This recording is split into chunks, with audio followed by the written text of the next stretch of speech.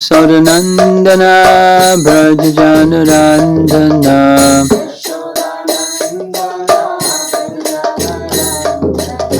Jasodanandana Brajajanarandana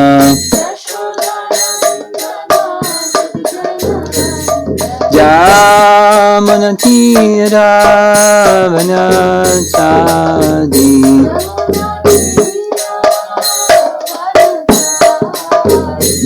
Jamanatira Vanachadi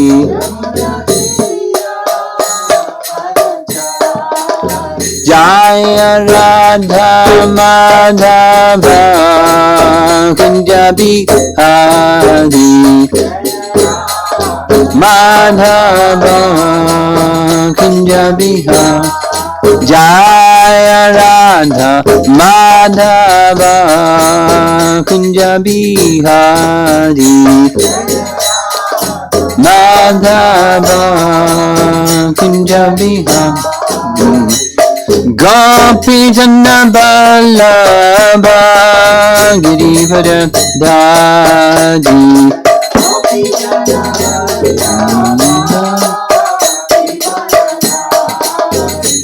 Gopi Jana Ballabha Girivara Dhari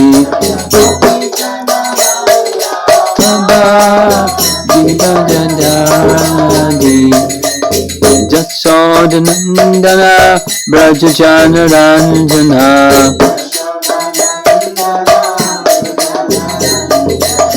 Jasodanandana Brajajanarandana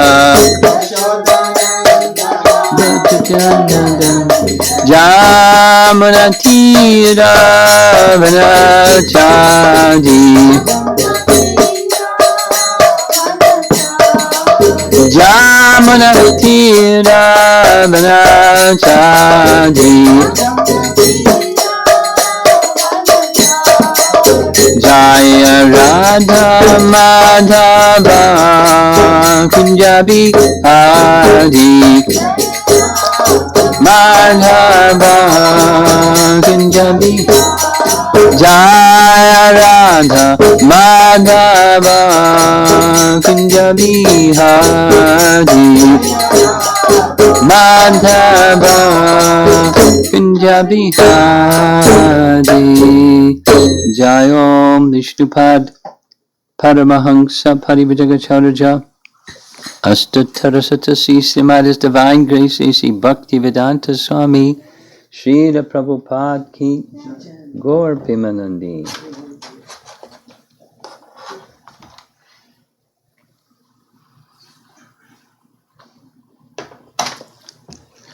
Om Namo Bhagavate Vasudevaya.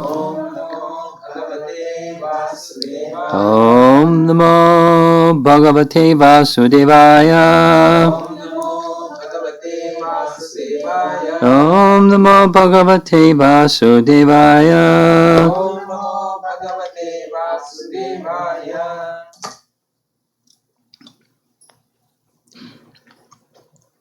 We're continuing Canto 2, Chapter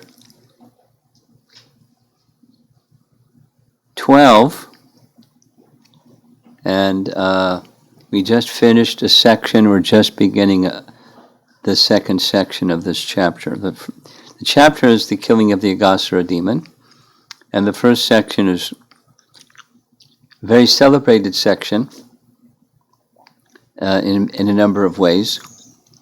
One of the most celebrated verses from that section is the one that ends Krita Punya Punja. Familiar with that one? No? Very vaguely? Prabhupada liked it a lot. It's celebrating the great fortune of the cowherd boys to be able to play with Krishna. And then compare. So there's a series of verses that describe what the boys would do when they would take the calves into the forest. Basically play, but this and that and the other, and really nice things that boys can do together. And then this verse that says, the Gyanis, those pursuing Brahmasukh, their realization of Krishna is limited to that. Then the second line is those who are in Dasya Bhakti, the devotees, they realize Krishna as the supreme.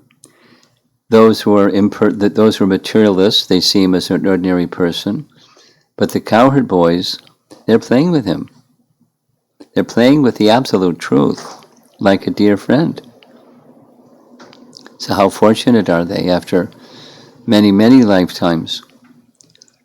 And then the next verse is the Gyanis. So Gyanis, Yogis, Bhaktas, Karmis, and then the cowherd boys are in their category of their own.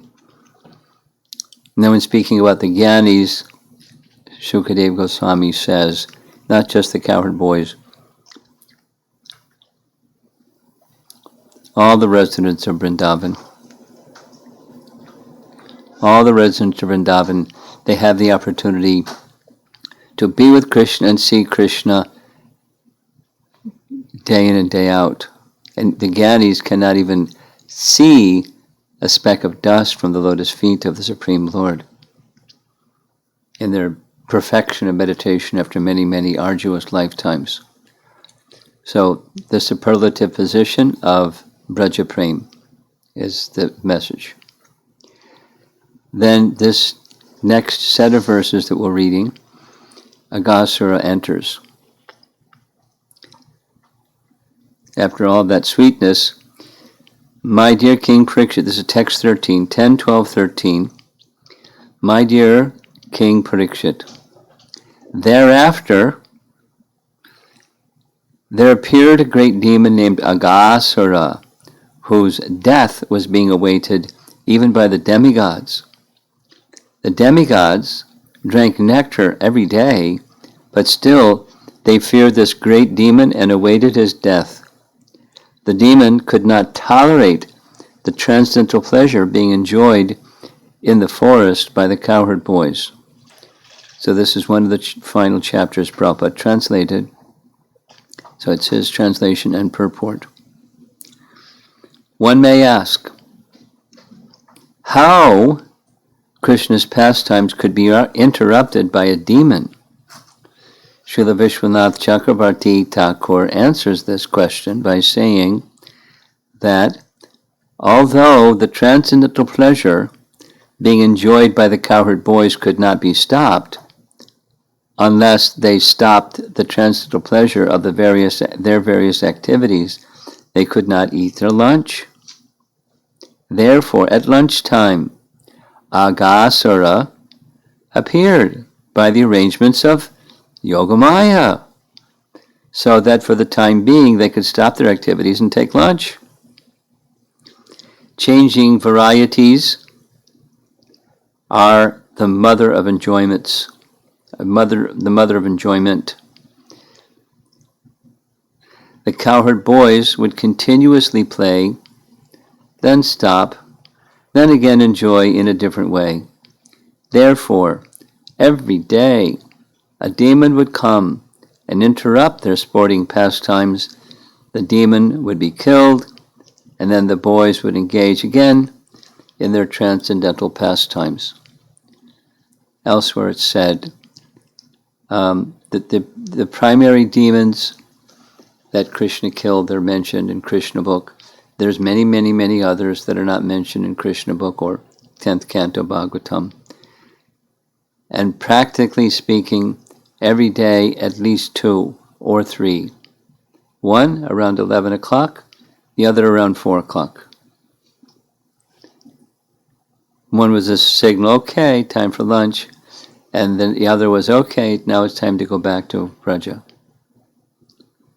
And it was necessary to make a break in their playing because they were having too much fun. And there's many other amazing descriptions. We heard some in chapter 8 where Krishna and the cowherd boys were playing. This is the day of the knocking over the twin Arjuna trees. and Krishna was totally unfazed. Little boy, little boy. The Damodar Leela, he's very little. And so after that, the boys went playing. And Mother Jasoda wanted Krishna to have lunch, and so she sent Rohini, and Krishna told the boys, just ignore her, let's play, we're having a good time. So she tried and tried, and she went back and said, he's not listening, you're going to have to go, I'll finish the cooking. So then there's another pastime of getting Krishna to go back, and she told some stories. She tried this, tried that, tried the other thing. Finally, Krishna went back. So this is before they were taking care of the calves. They're just, Krishna loves the cowherd boys. He loves the gopis, he loves the gopas. He loves his mother and father, but he does naughty things with mother and father because somehow he likes to be chastised. That's another Leela. So, Aghasura showed up by the arrangements of Yogamaya. Isn't that interesting? Vishwanath writes, the Leela Shakti, Prabhupada has put Yogamaya, but he put the Leela Shakti of the Lord, seeing that the bliss of the boys from playing was increasing and increasing at every moment, and it was not possible for them to stop playing, and seeing that without stopping playing they would not eat, and that the eating time had already passed, and seeing that it was also necessary to kill the demon, brought Aghasura demon towards the boys, inspiring him, Aghasura, through Paramatma. Aghasura could not tolerate the fun the boys were having. The playing gave them pleasure, but gave him suffering. The Devatas who drank Amrita were afraid of death from the demon, and therefore were waiting for his death. Or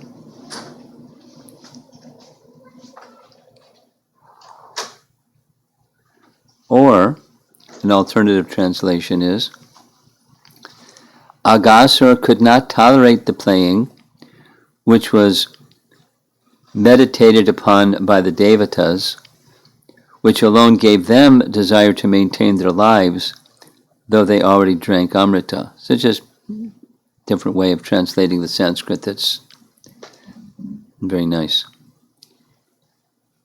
Jiva Goswami writes, Ataha, that's the word that begins this verse. It's Ataha indicates a different topic with a different rasa from the previous topic.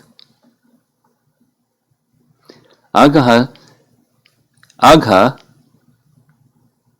suddenly came in front of them. Abhya patat. He could not tolerate seeing their joyful playing. The Devatas, though they had drunk nectar, were fearful of death, and thus waited for his weak point, antaha, thinking, when and how will he die? Paragraph, or the meaning can be, even though the Devatas were fully absorbed, pita, in liberation, Amrita, they awaited his death. They wanted to live long in order to see the pastimes of Krishna. They were without death, amarai, because of accepting bodies for pastimes. Or their subtle and gross bodies were without destruction. It is said, gives a reference from, doesn't say where. Oh, yes, Nishringa Tapani Upanishad. Mukta api lilaya vigraham kritva bhajante. Translation, even the liberated accept forms and participate in the pastimes. The Devatas were expecting pratikshate, the pastimes. In other words, there's different participants in Krishna's pastimes, and one of them are Devatas. Some of the Devatas, or expansions, partial expansions of them, took birth, as was instructed by Vishnu to Brahma, and some of them participated by observing. But even those, the indication is that in some cases, at least, these are in spiritualized forms. Because of accepting bodies for pastimes, they were without death. That's another reading of the verse. The text 14. Next. There's 4 verses that describe Aghasura setting up, getting ready to kill. Aghasura, who had been sent by Kamsa, was the younger brother of Putana and Bakasura. Therefore, when he came and saw Krishna at the head of the cowherd boys, he thought, quote, "This Krishna has killed my sister and brother, Putana and Bakasura. Therefore, in order to please them both, I shall kill this Krishna, along with his assistants, the other cowherd boys." And the only commentary is Jiva Goswami saying, "Because they killed my brother and sister, I will kill them." Text 15. Aghasura thought, quote, "If somehow or other I can make Krishna and his associates serve as the last offering of sesame and water for the departed souls of my brother and sister, then the inhabitants of Brajabhumi, for whom these boys are the life and soul, will automatically die. If there is no life, there is no need for the body. Consequently, when their sons are dead, naturally all the inhabitants of Braja will die."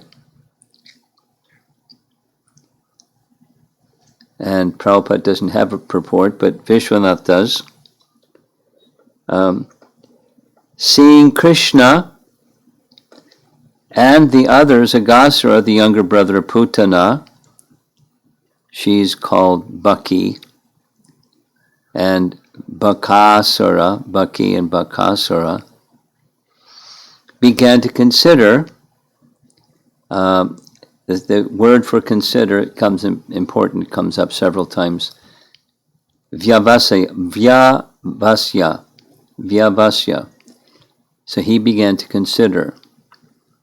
And then this and the next 2 texts, 14, 15, 16, we're on 15 now. His commentary says these are his thoughts. Vyavasya. Quote, "This person has killed my older sister, Putana Baki, and my brother Baka. Therefore, I will kill him on their behalf as a pinda offering." Pinda? Oblations, respectful oblations. Along with, so I'll offer them into the sacrificial fire, along with his followers. If Krishna and the other boys become the offering to the pretas are ghosts, for my brother and sister, Nanda and the other inhabitants of Braj will naturally die. If the life has left the body, do we have to worry about the bodies? Those who live, ye prana bhutaha, those who live through their children, te praja savaha, therefore if Krishna, their child, dies, they will die, without our even having to kill them. And Jiva Goswami's one-line commentary is, Nashta Sama means almost dead. And then text 16. We're going to go through 18. There's very little commentary. After thus deciding that crooked Aghasura assumed the form of a huge python as thick as a big mountain and as long as 8 miles, or 1 yojana. Having assumed this wonderful python's body, he spread his mouth like a big cave in the mountains and lay down on the road, expecting to swallow Krishna and his associates, the cowherd boys. Vishwanath writes, thinking in this way, Aghasura lay on the path in order to devour Krishna. He was a yojana in length, or 8 miles. He was fat as a huge mountain, his mouth spread open like a cave. And Sanatan writes similarly, resolving, or vyavasya, so it was contemplating, now it's resolving. At that moment, tada, he spread himself out without moving, since he was a cheating killer, kalaha, who could easily swallow them by all tricky means. He would swallow them all at once, since he was a python. He was cruel, with a proclivity for eating such boys. And 2 more verses, text 17. His lower lip rested on the surface of the earth, and his upper lip was touching the clouds in the sky. The borders of his mouth resembled the sides of a big cave in a mountain, and the middle of his mouth was as dark as possible. His tongue resembled a broad traffic way. His breath was like warm wind, and his eyes blazed like fire. Sounds pretty scary. Again, Vishwanath writes, his lower lip touched the earth, upper lip reached the clouds, front of the mouth was like 2 mountain caves, the interior of the mouth was dark, the tongue was like a wide road, his breath was like burning fire, and his glaze was like a forest fire. Jiva Goswami, 1 sentence, he had hot nostrils, breathing harsh wind, and hot eyes blazing like fire. And the final verse, text 18. Upon seeing this demon's wonderful form, which resembled a great python, the boys thought that it must be a beautiful scenic spot in Vrindavan. Thereafter, they imagined it to be similar to the mouth of a great python. In other words, the boys, unafraid, thought that it was a statue made in the shape of a great python for the enjoyment of their pastimes. And Srila Prabhupada's purport, some of the boys, upon seeing this wonderful phenomenon, thought that it was in fact a python, and they were fleeing from the spot. But others said, quote, why are you fleeing? It is not possible that a python like this is staying here. This is a spot of beauty for sporting. Unquote. This is what they imagined. And Vishwanath writes, some of the boys, on seeing Aghasura, started to run away, thinking it was a big snake. Other boys, however, considered that Aghasura was one of the wonders of Vrindavan. They comforted their fearful friends by saying, oh fools, a snake can never be this big. It is something created by the Lord out of clay, so that we can appreciate the splendor of Vrindavan even more. He has made it in the form of a huge snake with a big gaping snout. In this way, they thought of the Lord's creation as something like the gaping mouth of the serpent. Uprekshatan, without fear. Nilaya. And two very short comments, again, Jiva Goswami. The word he indicates certainty. They compared it to a snake as a jest. And Sanatana Goswami says exactly the same thing. Now, I assume chronologically, Jiva Goswami wrote after Sanatana Goswami wrote, and that he's just following his uncle. And that's it for reading. The next scene is how the cowherd boys speak to one another and how they respond to what they see. And the pastime continues.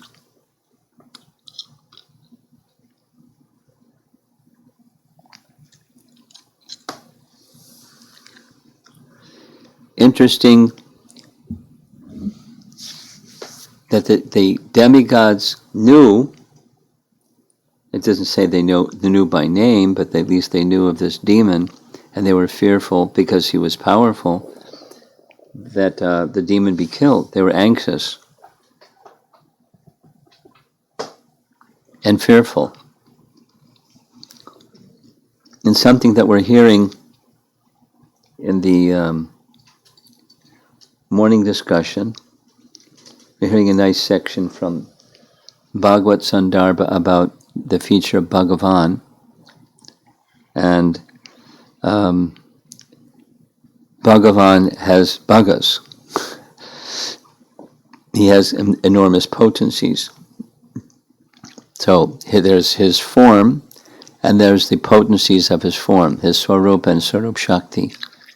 And one of the Shaktis of his Swarup Shakti is it keeps illusion far from him, and it keeps illusion far from those who are in contact with him. And one of the features of illusion is fear. Now the cowherd boys, they're one could say they're foolish, or one could say they're fearless.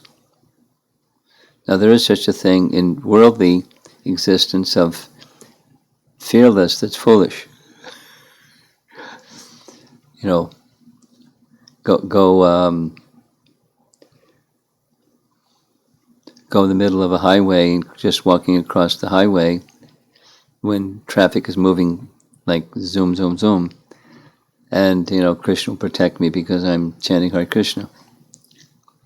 Or, anyway, something that's foolish rather than the position of fearlessness of a pure devotee. So fear arises from bodily conception, and bodily conception is an essence of ignorance, or ignoring who we really are, ignoring Krishna. So Krishna dispels all that.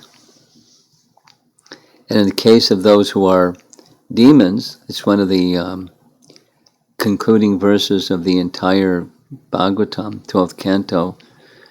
It's just Krishna's nature. Wherever there is sin, he eradicates it. So when Krishna was present on earth, that's what the sages of Naimisharanya say to Sutta.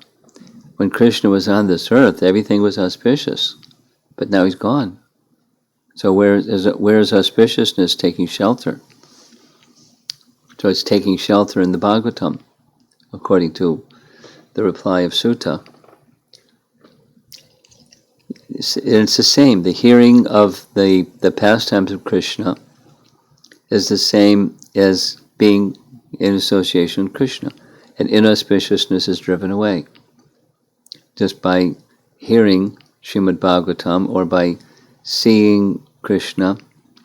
And like the cowherd boys, they were constantly in this good fortune of seeing Krishna, so they were fearless. Some were inclined, oh, it's a snake, let's go the other way. They started running. So there's this discussion coming up, as we heard already. Krishna will always protect us. What do you have to run for? Maybe it's this and maybe it's that, and we don't know, and let's go explore. Krishna will protect us. Now, we shouldn't be so cavalier or carefree, but it's being, let's say, living in this material world, get to practical application stuff. Living in this material world has its risks. And whether you do this or you do that, there's risks. So there's risk evaluation or risk management, but the safest place where there's least a risk is to be engaged in doing that which you know Krishna wants. Like sometimes the kirtaniers say the safest place is being in kirtan. It's a common saying amongst kirtaniers. Of course, one could be in Maya during kirtan. One can be looking at the member of the opposite sex in some improper manner and be developing attachment and so forth and so on, and even in the midst of kirtan. But the purification of kirtan is very, very special. And it does help control the mind and senses. But so the place of safety then is to be in the internal potency. And when you're in the internal potency, there's also some risk, but the risk is being addressed by Krishna's internal potency. So say it again. If you're engaged in known activities that are pleasing to Krishna, and the intention with which you're doing is to please Krishna, you're protected. That's safe. That's the place of shelter, where you're safe. Like the child in the arms of the mother. It doesn't mean the child won't die as long as just the child stays in the arms of the mother. The child can also die. But it's the place of safety.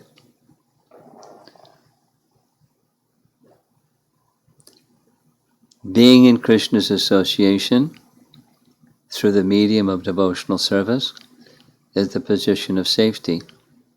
And that which is the best means for engaging in devotional service and furthering that shelter-taking process is Bhagavad Dharma method, name, fame, qualities, pastimes of the personality of God, hearing, chanting, remembering. That's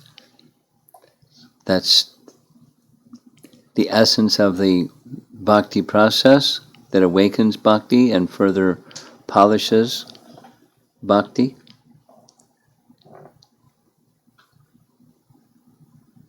Again, it's not that we won't die and we won't get old and we won't get diseases and stuff, but we're in a position of safety if we die. We're in a position of safety if whatever the onslaught of material existence comes, we're in the position of safety. Protection.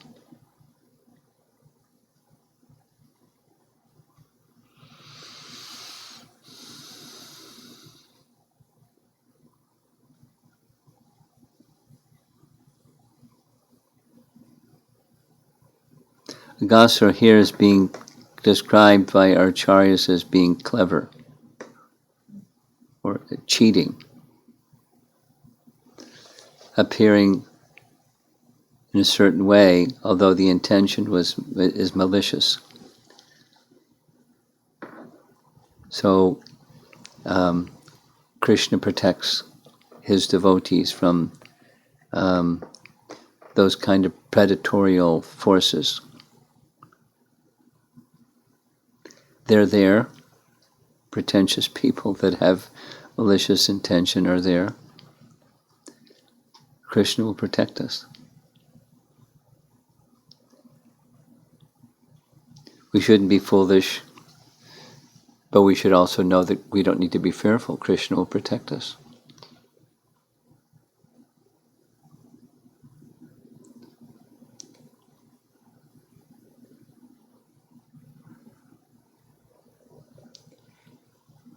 This whole description in Krishna Samhita of Bhaktivinoda Thakur, he really gets into it, describing these killing of demons in Braja is very significant for sadhakas. In the pastime itself, Krishna is demonstrating his readiness to protect us from our own shortcomings and tendencies, as well as from outside of us, risks and obstacles on the path of bhakti. But the pastime itself, just hearing the pastime itself, there's potency to give that protection. Although we may not be meditating, I really want to hear that pastime because then I'll get protected from this obstacle or that obstacle. And that's a really big one for me. Whether we understand that or not, there's a potency in these pastimes that helps remove obstacles for sadhakas. So it's good to hear Krishna book, or it's good to hear 10th Canto pastimes. It's better than good to read the earlier cantos and understand the nature of Krishna, the omnipotence of Krishna, the power of Krishna, to get a proper understanding of the dynamic of what's going on. So there's the main activity in Braja is the sweetness of Krishna's loving exchange with his devotees. And over there, something secondary, it's not superfluous, but it's certainly secondary, and incidental is a word that's also used by our acharyas. Killing of demons, it's incidental. Here it's being described as just a good break, and they're playing so they can go and have lunch. Because otherwise they just would skip lunch. Kids play and play and play and play.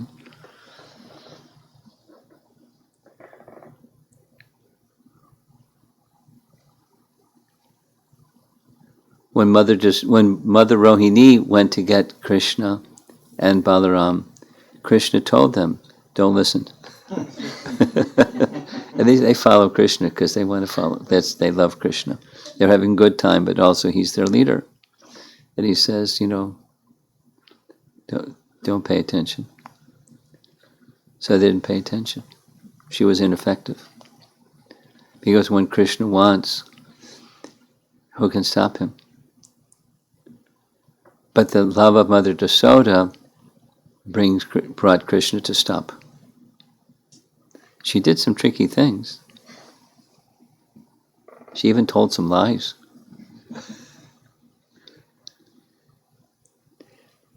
She knew that he liked her little boy. He liked to be charitable. So she lied and said, "Oh, the moon is passing through your Rohini star constellation, and let's go back and have a nice festival. We can give in charity to the Brahmins." It was a lie. But she did it for Krishna's pleasure, so if you're Mother Yasoda, you can tell little lies like that. We don't, but she did. But it wasn't easy to get Krishna to stop his playing. So the primary is the Leelas, but this is also, interestingly, this is the Leela Shakti's arrangement for Aghasura to come. So it's a Naimitika Leela, but it's a Leela of Krishna's killing Aghasura.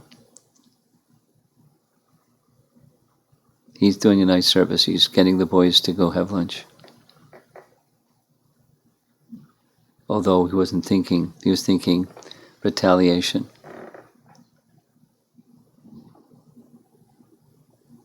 It doesn't say what form Aghasura had from which he then manifested this serpent demon, form, the snake form. And similarly, Baka, the name Baka, her name is Baki. She's Baki. She didn't assume a duck form, but Bakasura did. So it's assuming the form. What was their form before they assumed the form? That's a curiosity item I've never seen any kind of an answer to. But there was known demons and a buddy of Kamsa. So he assumed that form, pretending to be something.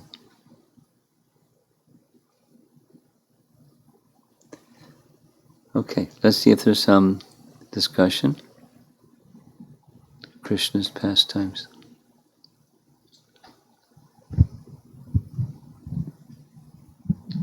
Thank you, Maharaj. This was so enlivening, actually. I wrote down a few questions, actually. I don't know if you get time to answer, but... yeah, I wondered what you were doing there. I wondered if you were sending a message or taking notes. But you just answered my question. Go ahead. You mentioned that Aghasura is an arrangement of Yogamaya. Prabhupada's purport says, yeah. Yeah, so that is kind of interesting. Like we see that in the lives of great devotees, certain apparently inauspicious things are arrangements of Yogamaya. Like we see Parikshit Maharaj, and we see that the curse which comes to Parikshit Maharaj is arrangement of Yogamaya. Yes.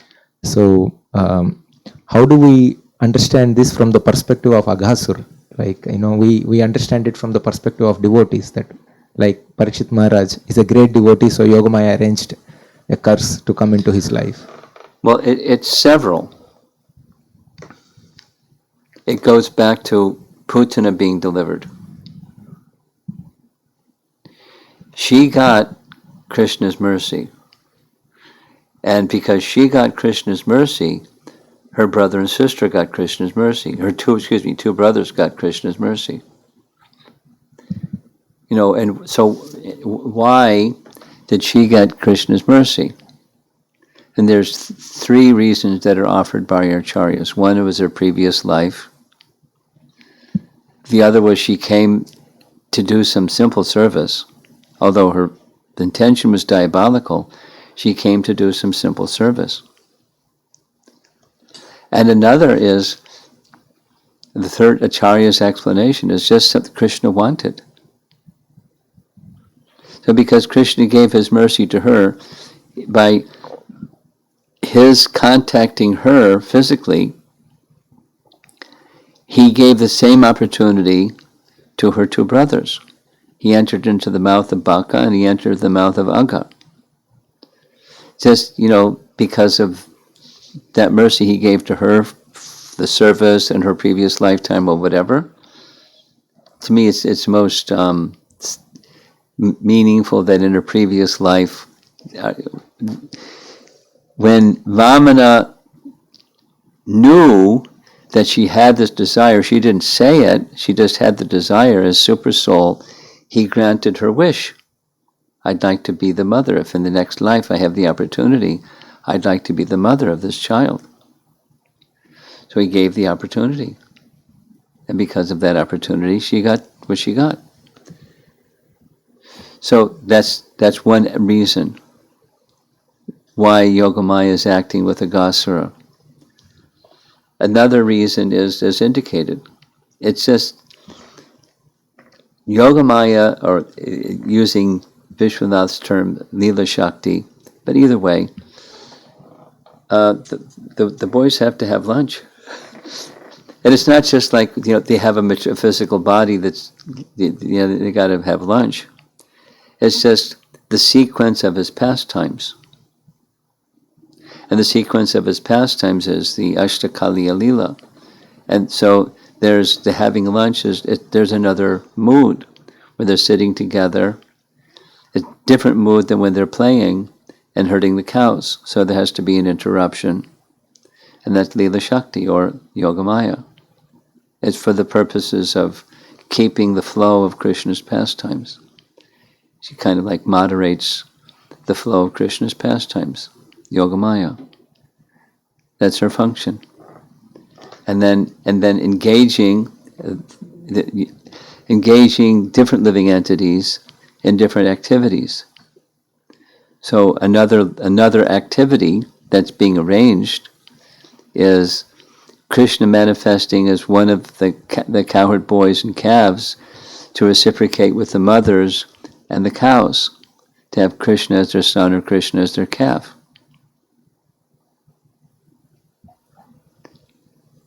So Aghasura was the agent for that to happen, because it's like a big chess game, and when this move, the 6 other moves later are already known.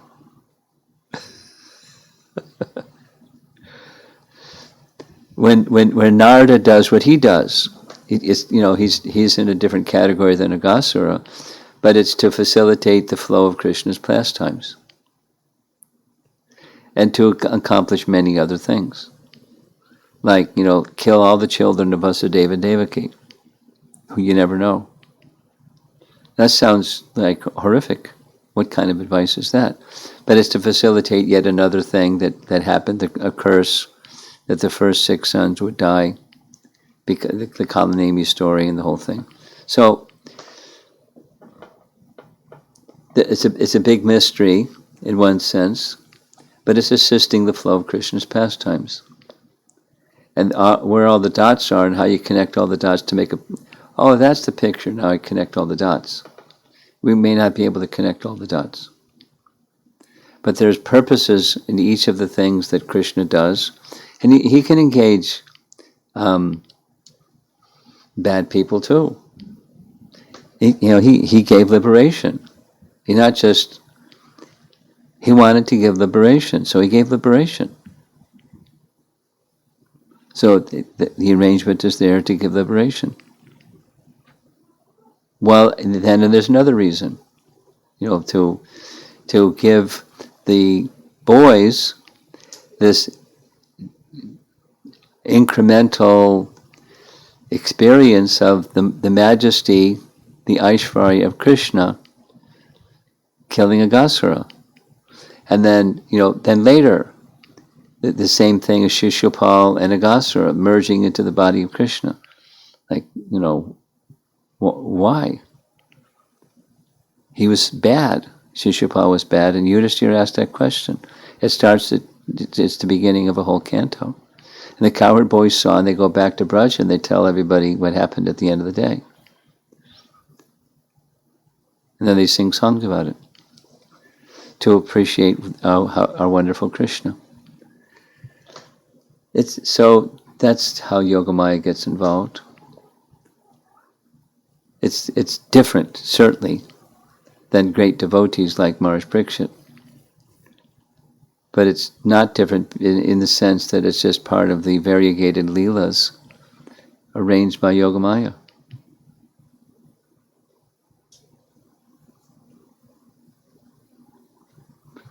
If we were Yogamaya, we probably wouldn't do stuff like that.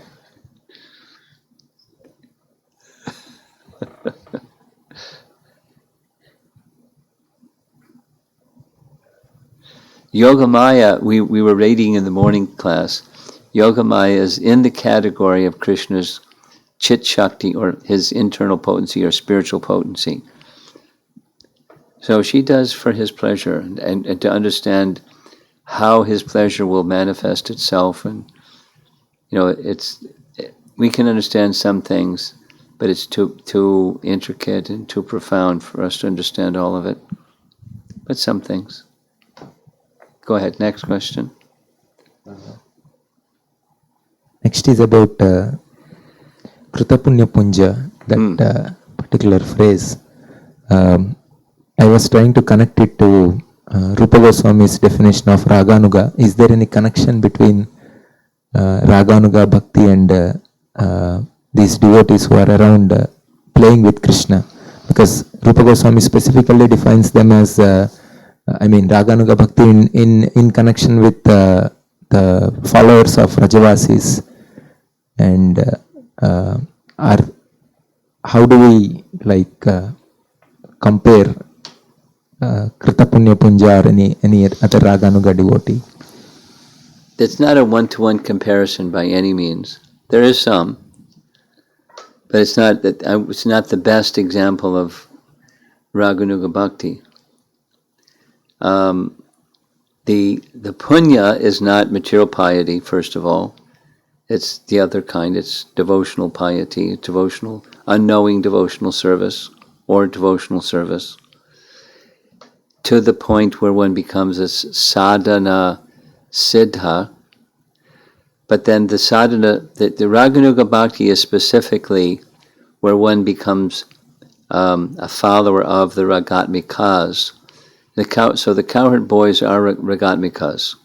Mother Jasoda and Nanda and the gopis and the gopas, they're the Ragatmikas.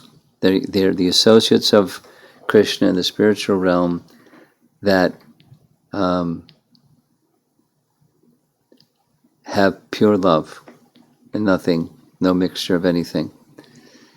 The phrase Krita Punya Punja indicates their good fortune, and to achieve that good fortune, it's not just by accumulating piety, even devotional piety. It's something that Krishna bestows. He bestows prema. Now, who's eligible to have prema bestowed? Now, maybe so. That's the slim connection that you're asking. In Krishna's pastimes, there's two categories at least: the Nityasiddhas and the Sadhana Siddhas that are being trained by the Nityasiddhas. So some portion of the cowherd boys perhaps are those who, in devotional service and devotional service and devotional service, became perfect devotees. Now they're being trained by the Nityasiddhas. But that's not what the phrase means. It's an astonishment phrase by Shukadev that says, what good fortune? Like the question comes, the same question in chapter 8, where the glories of Yasoda and Nanda are described. And Maharaj Parikshit asks, what activities did they do to achieve that position? Then he speaks something very mysterious about Drona and Dara, and then in chapter 9, it's just their eternal associates. They're Ragatmikas, they didn't do something to get to that position.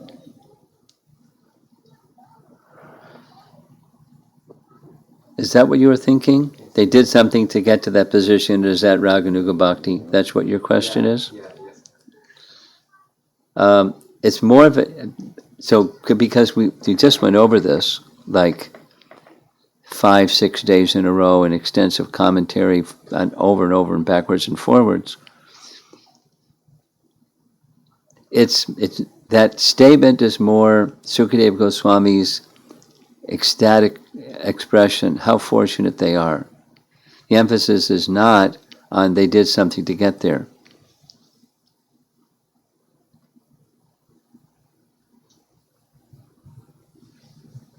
It's not an expression of Raganuga Bhakti.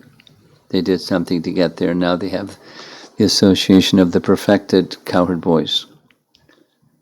There's some. The overlap is there are some. There's not a lot of emphasis on this, but there are sadhana siddhas that are getting that training, and there's a sliver out of all the number of cowherd boys is 10 million, according to our acharyas. When Krishna played on his flute, it was really powerful flute because 10 million cowherd boys heard it. They woke up.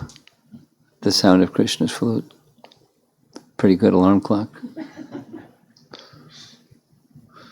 Okay, next. Just in connection to that, we also say Raganuga Bhakti is spontaneous devotional service in in one sense. Yes, so do we consider Prahlad Maharaj and Vritrasur also as Raganugas, or they are not following any Ragatmikas, so we don't consider them as Raganugas? It's the second one. Okay.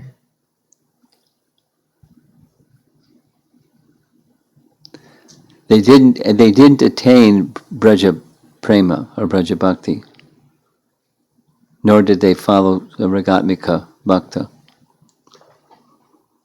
They're attained Vaikuntha. Okay?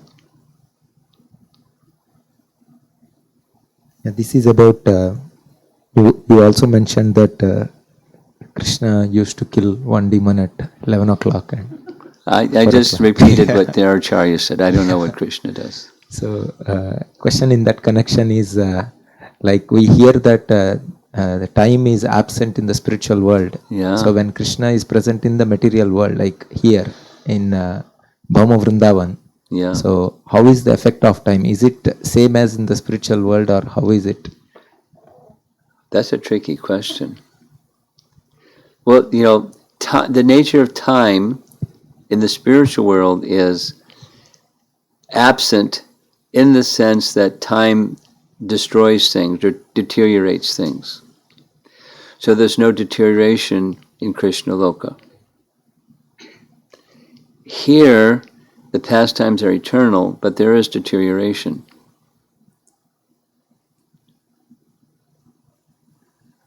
But the Leela is not. This is a nice topic. You got like good questions. In the morning session, this really intricate discussion from Bhagavad Sandarbha on how do we understand the pastimes of Krishna, the birth and pastime, birth and activities. Janma karma chime divyam. How do we understand they're eternal? Because then there's the doubt question, and then the answer to the doubt question methodology that he uses. So it certainly appears in Leela that there's a passage of time, but the pastimes are eternal. And then he explains elaborately how to understand the pastimes are eternal. They're eternal. They're eternally going on. Now, your specific question was, is the passage of time in the spiritual realm identical when Krishna is performing Leela in this realm? There is deterioration because it's the material realm. But the pastime itself is not subject to deterioration. It's eternal.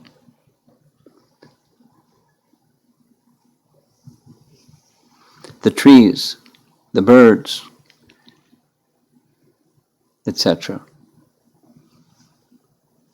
The forms of the associates of Krishna, our acharyas describe, their spiritual forms.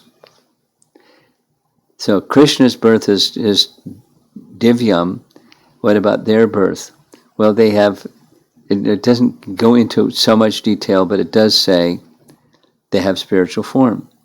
They have spiritual senses. Does it mean they have spiritualized form and spiritualized senses? Doesn't make that differentiation. But there is a sense of passage of time as we know it in his earthly pastimes. That's my understanding. And there's the eternal sense simultaneously.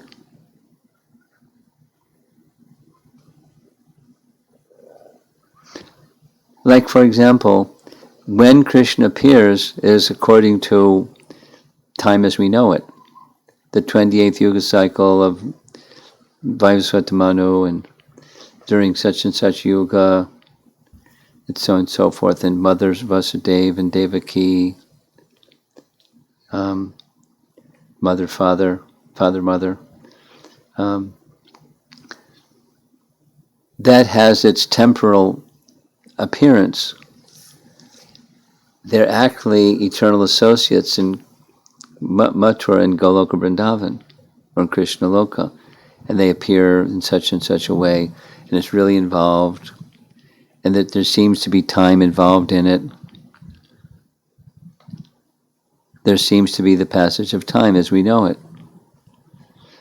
And at the same time, time isn't destroying anything. Time isn't passing its eternal time. That's what Leela is. It's a good question. I don't know if I've satisfied you with the answer. Oh, that's surely, yeah. Okay. You have.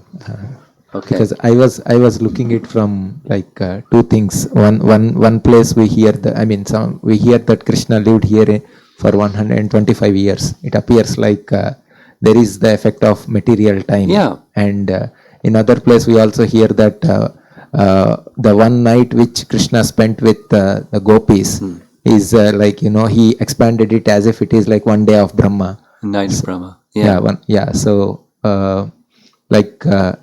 were Yeah. they Yeah, time is experience? very flexible. Yeah. Yeah. One last question, Maharaj. Yeah. We were reading the dialogue which is going on in Aghasura's mind, where he was thinking about if I can kill Krishna, what is the use of the body without the soul? So Yeah. it seems that even demons have this knowledge of differentiating between body and soul. Yeah. Yeah. So if you can throw some light on how devotees should understand this knowledge specifically, like How do we understand the knowledge of the demons? They have knowledge, but they're demons. Demons means they're against the supremacy of God. Really, very interesting description when Hiranyakashipu is having the funeral ceremony for Hiranyaksha. Boy, he's got transcendental knowledge down really well. But I want to kill Vishnu.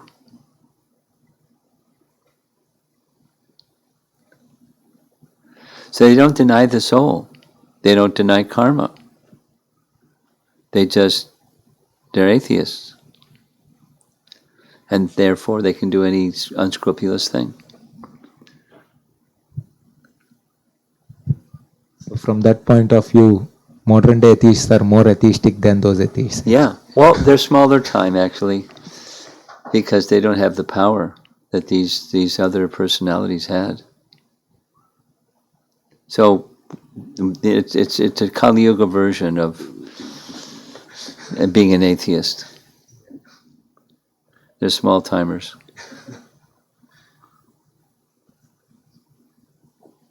Tiny Hiranyakashipus, Prabhupada says. Okay? Thank you very much, Maharaj.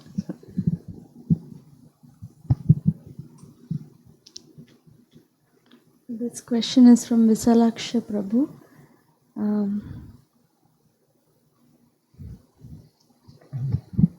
So the question is it all these demons represent or made from the body of Kamsa, since all of them want to harm Lord Krishna only? At least some of the demons are aware that Lord Krishna is the Supreme Lord and should not be harmed. Lord Krishna is the Supreme Lord and should not be harmed. From the demons? Yeah, I was saying that some demons were aware that Krishna is the Supreme Lord and should not be harmed. So are all these demons made from the body of Kamsa? Well, I don't know which books he's reading because I haven't read what he's describing.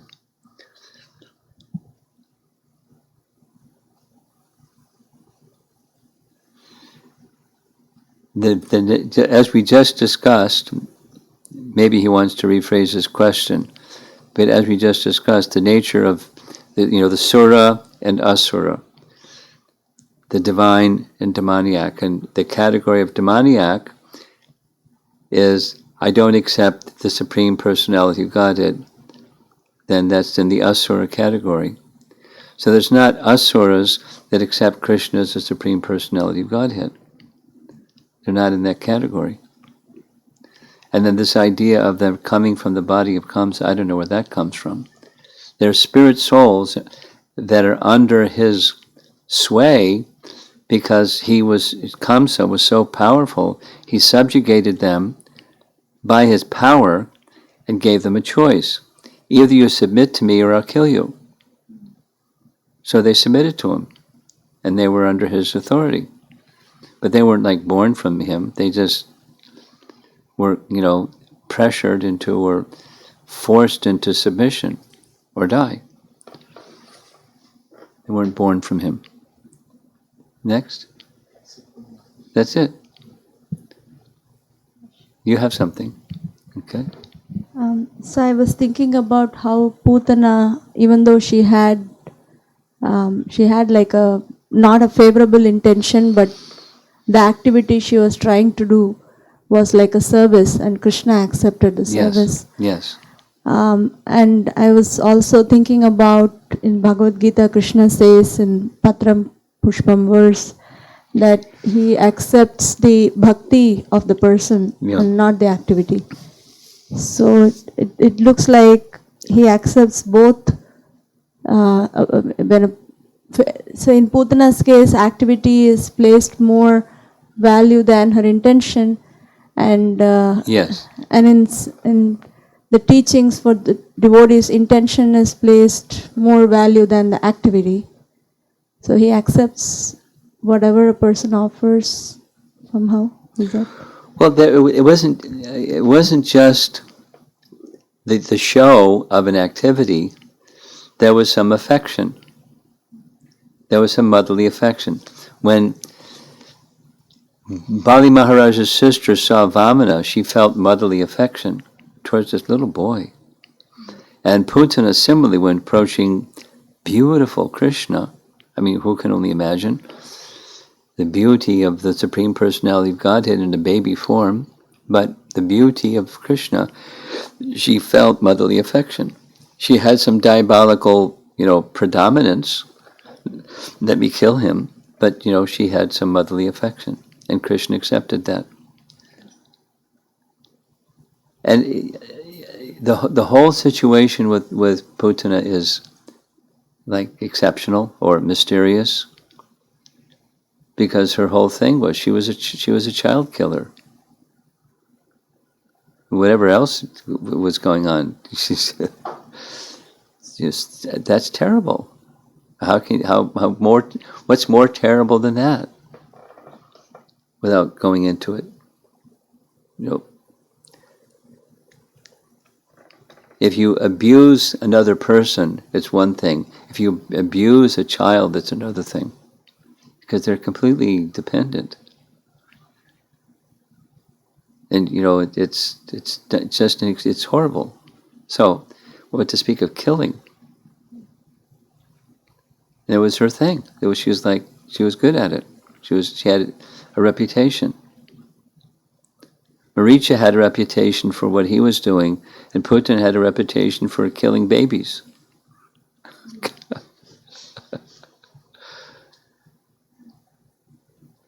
So it's quite exceptional that he overlooked all the bad, etc., and accepted that service.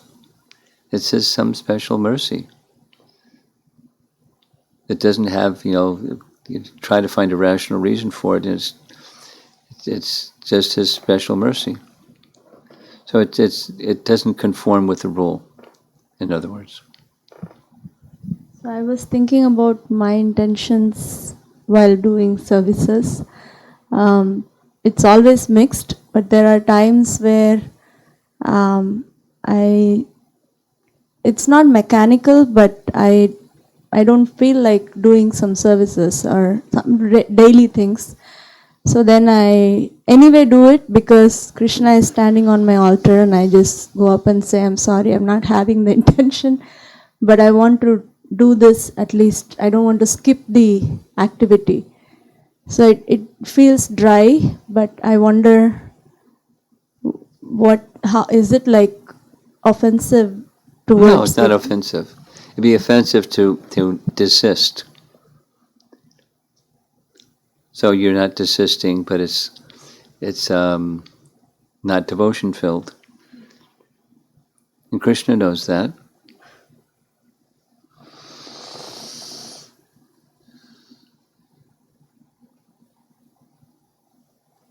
That's your statement.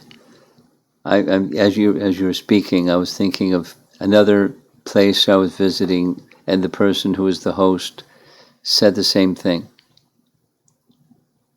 Different words, but same thing. I feel it's just mechanical. I do because And, it's a duty, and this is what we do as devotees. But sometimes I feel very enlivened, and sometimes it's quite mechanical. So your question specifically, is it offensive? It'd be offensive if you stopped. But some people stop. But they don't stop because I'll stop because that might be offensive if I don't offer with devotion. They stop for other reasons.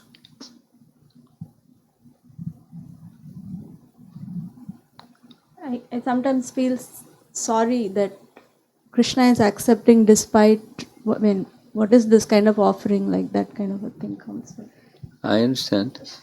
That's the Anushtita Bhakti, the sine curve, up and down, and sometimes, and sometimes, and sometimes, and sometimes.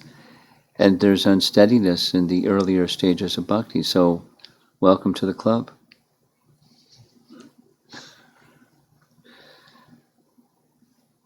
And you regret when it's like that. It may stay down for some time, but and you're happy when it's not like that. But the essence is not whether you're happy or not happy. The essence is the purification, and thus the priti purvakam, that it comes more to the stage of offering with love and devotion.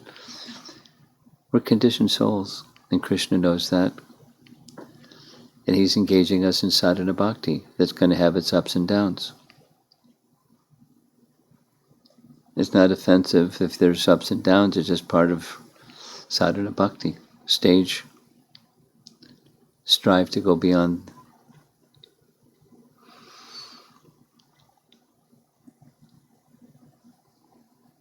Anything else?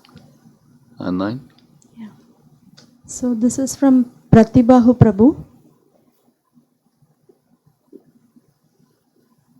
Without reference, is there a way to understand if a pastime is by Yogamaya or Mahamaya?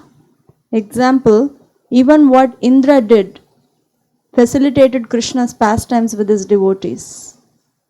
So is this Yogamaya or Mahamaya? One can look at what Indra did and things like that either way. It's not like, Aghasura gets some Yogamaya points by doing what Aghasura did.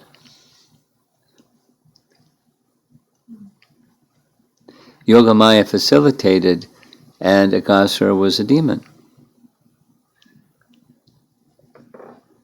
But from Krishna's perspective, there was some facility for his service. And Indra's pride wasn't Yogamaya. Krishna's kindness curbed Indra's pride. Purposefully, explicitly, even before the whole thing happened. He knew Indra's got pride and he shouldn't have pride. Let me help him become free from pride. But that's not Yogamaya. That's, he was in Maya. But the Yogamaya part was, yes, it facilitated several other things. Thus the Govardhan celebrated Govardhan Leela. The essence of that is not curbing Indra's pride. The essence of that is performing wonderful pastimes for the satisfaction and pleasure of his devotees. And Indra had a role to play. But it wasn't like a Yogamaya facilitated role. He was in Maya. He was an illusion. This question is from Chandana Mataji from Naperville. So this is from morning class. In the description of the choice between illusion and reality, you had mentioned that reality is not so nice in the context of Matrix, the movie. Yeah. Is that a reflection of the actual as well? Yes. And why is it imperfect? If it is a reflection of the actual, is it just our imperfect conditioning? I don't know about the very last phrase that she threw in there, but a reflection one of the important parts of understanding the object and the reflection of the object, or the tree on the opposite side of the bank and the tree that's reflected in the water, there's no substance in the reflection. So supposing it's an apple tree, in the reflection there's no apple. It looks like an apple, but there's no substance. You can't get nourishment from the reflection of an apple in the surface of the water, but you can get nourishment from the apple in the tree. So that there's no satisfaction in the reflection. There's no real happiness or unhappiness. It's simply an illusion. But it looks like happiness, and we want to get happiness, and we don't get reality. And that's the reality pill. It's an illusion, and that's a hard pill, and so forth. So I'm not exactly sure what's being asked. Go over the question again, so I can try to make my best effort to address the question. So the question is, when you described about the description of the choice between illusion and reality, and the reality is not so nice in the context of Matrix, is that a reflection of the actual as well? Yes, it is a reflection. And why so is it just our imperfect conditioning? That's part's the confusing part. She can send the question again if she wants, because it's not clear. And this question is from Amritakeli Mataji. When I hear these pastimes that they have the potency to remove the obstacles, the tendency or intention is really going there just to be free from these obstacles or anarthas. Okay, Krishna's pleasure doesn't seem to be anywhere in the picture. that's okay. Could you please guide how can I consciously make a shift, at least theoretically? Get rid of your obstacles and it'll be easier. Because in material life, we're focused on problems. We're not focused on, as much as where we're going. You're going down the path, with a plan for your day or your week or your life or something. And then here comes this obstacle and that obstacle. And we just get absorbed in the temporary that way. And it seems like there's no end to the temporary and the obstacles of the temporary. So, but fortunately, the bhakti process cleanses such problem-solving tendency towards what the goal really is. The bhakti process has the potency to focus on Krishna. So by continuing to hear, and you rub your hands together saying, this is great, just listen to these nice stories and I'll overcome my obstacles. Or I'll get assistance to overcome my obstacles. But the purpose of overcoming obstacles is for what?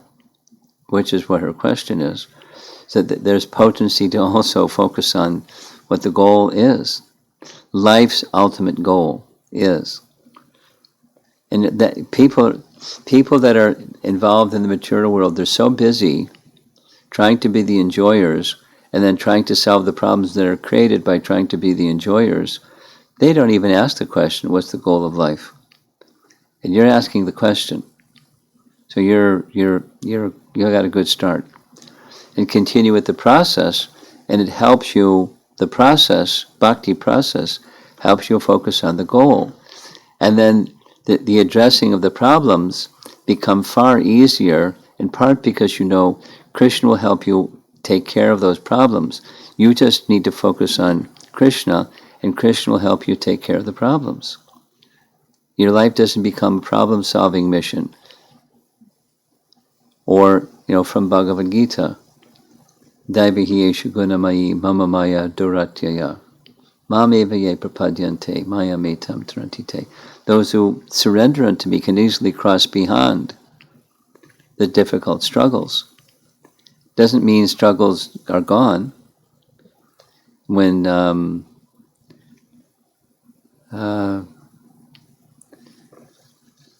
it's winter in Chicago, it's cold. It's not going to stop because you become a nice bhakta. It's going to be cold. The other day, we were coming from someplace, and that tornado came through Rogers Park, and trees were flying around in the sky, and it was really wild. It didn't last long, 20 seconds, but it was really wild. And it came real fast. So, it's not if you're a bhakta, you don't have trees flying in the sky when a tornado comes, or whatever other dangers may come. But you have shelter, and that's the main solace. There's Krishna's shelter, and you have that connection. And then you go pick up the trees that flew around and landed on your car or whatever you have to do.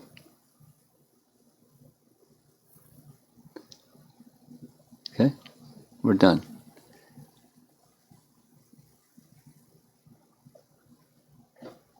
Are you neighbors? You live in this neighborhood? Yes. Have we met? Yeah, we had a program. Okay.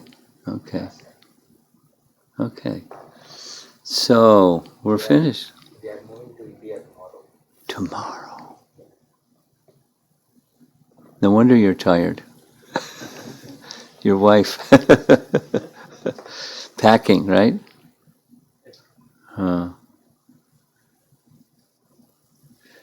This isn't a good time to travel to India. Huh? Yeah, my father is in medical condition. He's dying. I know a number of people whose parents are in critical condition, and they're not braving that journey. I know one person that did, but others... Anyway, safe travel. Are you returning permanently or just traveling? Returning from there. Permanently. Ooh.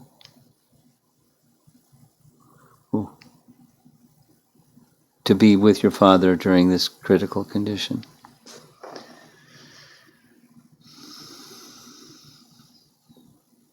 What part of India? Hyderabad. Hyderabad. His age? His age is 74. 75? 70. 70. It's not coronavirus, right? It's No, it's not correct. something long term. It's actually, he's diagnosed cancer. Ah. And he's diagnosed cancer directly in advance. His stomach and liver are, liver is in very bad condition. He's in hospital.